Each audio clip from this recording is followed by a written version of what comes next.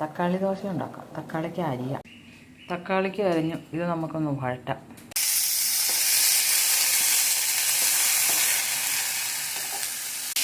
ഉപ്പ് മാത്രം ഇട്ട് വഴറ്റിയാൽ മതി. മുളക് പൊടി വേണമെങ്കിൽ പച്ചമുളക് വേണമെങ്കിൽ ചീരയിടാം. ഞാൻ ഉപ്പ് മാത്രമേ ഇടുന്നുള്ളൂ. വഴറ്റി കഴിഞ്ഞ് മിക്സിയുടെ ജാറിലോട്ട് ഇട്ട് അരക്കാം.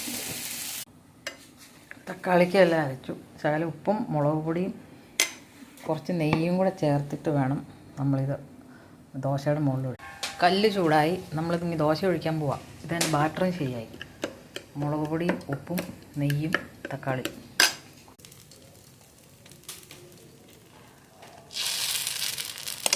ഇതിങ്ങനെ വെന്തുകൊണ്ടിരിക്കുമ്പോൾ വേണം തക്കാളിക്ക് ഇങ്ങനെ ഒഴിക്കാം.